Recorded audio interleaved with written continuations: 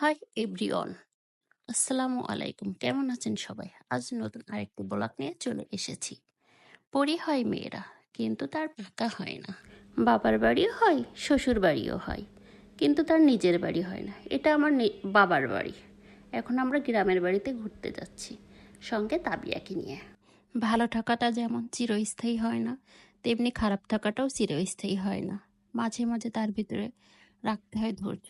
ধৈর্যই আমাদের সাফল্যে পৌঁছে দেয়। আমাদের বাসার পাশে প্রাইমারি স্কুল। প্রাইমারি স্কুলে যে খেলনা আছে সে দেখবার শুরু করে উঠবে খেলতে। আর করবি না কেন? আল্লাহ গো, আর করবো না। নাও এবার। গাছে সুন্দর অপরাজিতা ফুল ফুটেছে। আমি আবার দুইটা নিয়ে তাবিয়াকে দিলাম।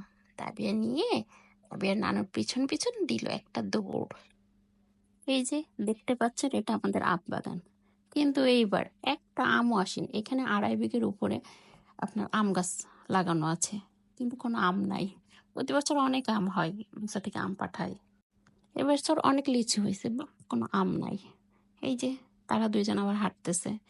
আবার সামনে একটা জবা ফুল গাছ আছে, সেইখান দিয়ে যখন যাই এই গাছের থেকে ঝুমকো চাপা তুলে তার তুলে পড়ে, সেটা তার ভালো লাগে।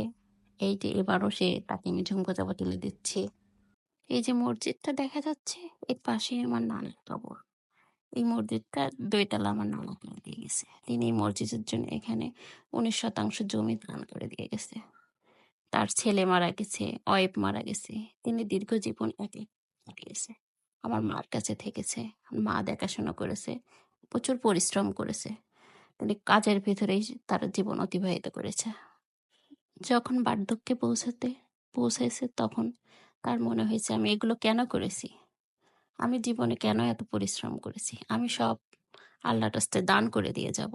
সে একটা বড় 2 বিঘের উপরে পুকুর খনন করেছে, তার সিঁড়ি বানিয়ে দিয়েছে মানুষকে গোসল করার জন্যে, যাতে সেটা আমার নানির নামে করেছে। ফিরোজা বেগমের শখের পুকুর। গ্রামের মানুষ সেখানে গোসল করে, যারা কাজে যায়, কাজ থেকে ফেরার সময় বিকালে তারা সবাই পুকুর থেকে গোসল করে নিজ নিজ বাসায় ফেরে। এই তো, মানুষ পৃথিবী থেকে চলে যায়, কিন্তু তার কর্ম কখনো যায় না। আর কর্ম পৃথিবীতেই থেকে যায় আজীবন। এটাই আমার নানার খনন করা পুকুর। এখানে তাবিয়ার ভাইয়া গোসল করতেছে, আমার মা ওখানে মাছের খাবার দিতে গেছে। তাবিয়াও পিছু পিছু যাচ্ছে, যে তার ভাইয়ের সাথে সে গোসল করতে চায়। ভাইয়া পুকুরে সাঁতার কাটতেছে।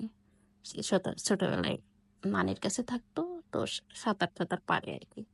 তাবিয়া তো গ্রামে থাকে না, তাই সে কিছুই জানে না, কিন্তু তার খুব আগ্রহ।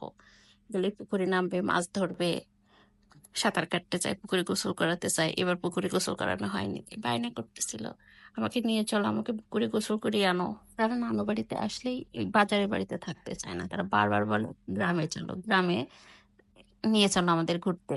গ্রামে তোমরা কেন শহরে বাড়ি করছো? গ্রামেই তো ভালো, গ্রামের শান্তি মাচা। গ্রামের মানুষ এরকম মাচা বেঁধে গরমের দিনে বসে থাকে। গ্রামে লোডশেডিংটা একটু বেশি হয়। তো তাবিয়ার ভাইয়ের কোলে বসে আছে, পাশে তার মামারাও বসে আছে। যে বাসায় কারেন্ট নেই, তো ওখানে বসে আছে। তাবিয়া এবার ট্রলির উপরে উঠেছে। গরুর গাড়ির দিন শেষ, এখন এই যে ট্রলিতে করে এটা আনা হয়। তো আজ এই পর্যন্ত। আমাদের ভিডিওটা যদি আপনাদের ভালো লাগে, অবশ্যই লাইক, কমেন্ট, শেয়ার করবেন এবং পাশে থাকবেন, দোয়া করবেন। আল্লাহ হাফিজ।